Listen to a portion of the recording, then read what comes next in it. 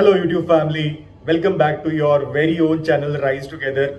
और आज की वीडियो में हम रिव्यू करेंगे एक लेजेंडरी प्रोडक्ट का जो एक टाइम पे ऑप्टिमम न्यूट्रिशन के बाद, जहां तक मुझे याद है, इंडिया में सबसे ज्यादा पॉपुलर प्रोडक्ट और ब्रांड माना जाता था। इनफैक्ट आज भी लोग इसके बहुत बड़े वाले फैन हैं।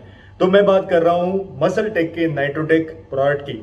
बाकी ये प्रोडक्ट अब इंडिया में ही बनने लग गया है। तो क्या इंडिया में जो प्रोडक्ट बन रहा है ये वो इंपोर्टेड प्रोडक्ट से बेकार है? और अगर आपको इंडिया मेड ऑन का जो गोल्ड स्टैंडर्ड आता है वर्सेस मसल टेक के नाइट्रोटेक में से एक प्रोडक्ट लेना हो तो वो कौन सा होना चाहिए, ये सब जानने के लिए चलिए आज का रिव्यू शुरू करते हैं। इंडिया में बनने के बाद भी इस प्रोडक्ट का प्राइस इंडियन ब्रांड से ज्यादा ही है, इसलिए इंडियन प्रोडक्ट्स के साथ इसका कंपैरिजन का कोई खास मतलब नहीं बनता है। इसलिए हम इसके रेट को कंपेयर कर लेते हैं with gold standard from optimum nutrition, जो कि जस्ट लाइक मसल टेक अब इंडिया में ही बन रहा है। और ऑन का जो प्रोडक्ट है उसका डिटेल्ड रिव्यू मैं ऑलरेडी कर चुका हूं। अगर आपने वो वीडियो अभी तक नहीं देखा है तो ऊपर दिए गए आई बटन पे क्लिक करके आप उसे देख सकते हो।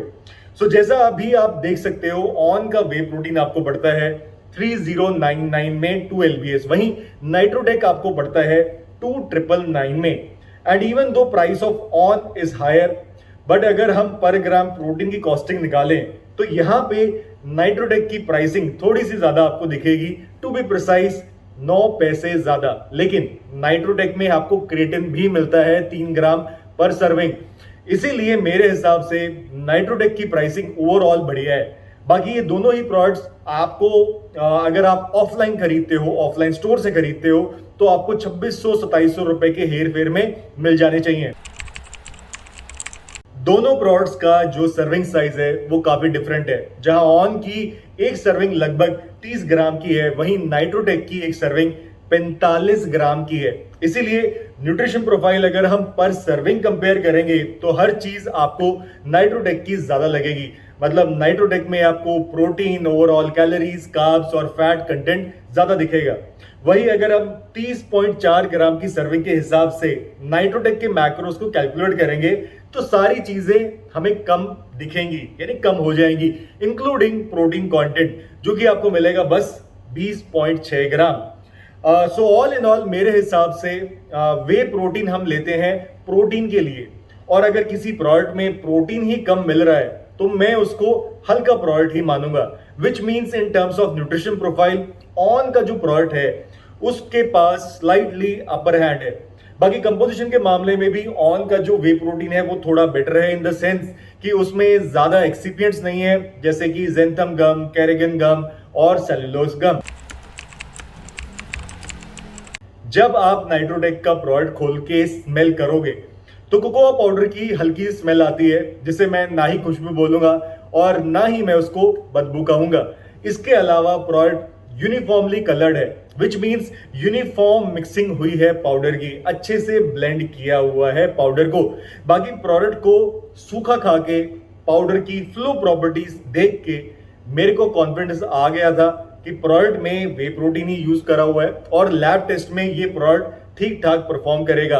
और हाँ, क्रिएटिन के पार्टिकल्स भी आपको सूखा खाने पे पाउडर में महसूस होते हैं, और अगर ध्यान से देखें तो दिखते भी हैं। लास्टली ओवरऑल टेस्ट की अगर बात करूं तो इसका जो मिल्क चॉकलेट फ्लेवर है वो ऑन के डबल चॉकलेट के आगे मुझे पर्सनली थोड़ा फीका लगा। दैट बीइंग सेड, प्रोडक्ट बिल्कुल ड्रिंकेबल है, चॉकलेटी टेस्ट आपको आएगा, स्वीटनेस बैलेंस लगेगी, और ऐसा नहीं है कि आपको अच्छा नहीं लगेगा। लेकिन मेरे हिसाब से ऑन का चॉकलेट स्लाइटली बेटर है। सॉल्युबिलिटी के मामले में ऑन का प्रोडक्ट नाइट्रोटेक से बहुत ज्यादा बेटर है। एंड इवन दो नाइट्रोटेक में गम डाला हुआ है जिससे शेक क्रीमी और थिक बनता है, लेकिन फिर भी छोटे छोटे लम्प्स रह जाते हैं शेक में काफी देर शेक करने के बाद भी।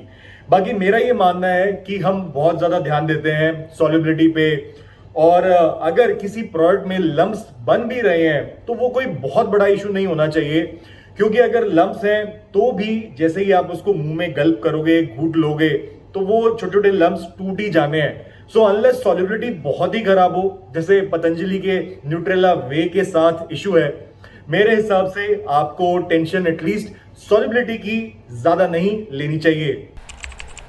कंपनी के हिसाब से आपको प्रोटीन कंटेंट मिलता है 66.66%। वहीं लैब रिपोर्ट में एज एस बेसिस के रिजल्ट पे आया है 72.28%, जो कि ड्राई बेसिस पे हो जाएगा 76.08%। अब ये रिजल्ट्स इसलिए ज्यादा आए हैं क्योंकि कंपनी ने इस प्रोडक्ट में क्रिएटिन डाला हुआ है।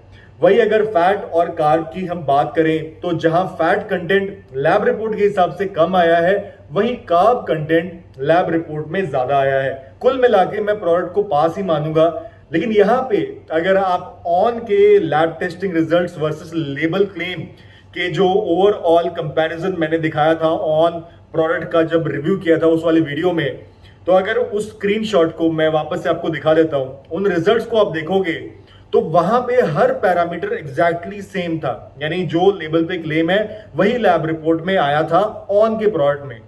तो इसीलिए मैं ऑन को लैब टेस्ट के मामले में भी थोड़े से ज्यादा नंबर दूंगा। देखो यार, जैसा आपने देखा सभी चीजों में ऑन का प्रोडक्ट स्लाइटली बेटर है मसलटेक से।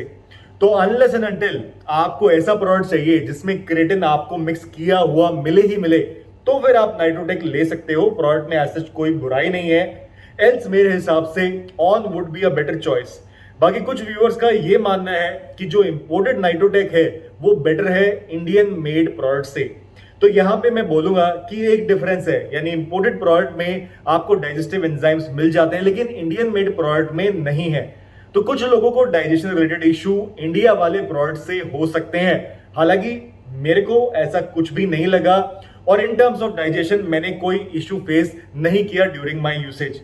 बाकी आप कमेंट करके बताइए अगर आपको कुछ डिफरेंस लगा हो Indian versus imported Nitrotek product में। With that it's time to sign off. Until we meet next time, bye bye.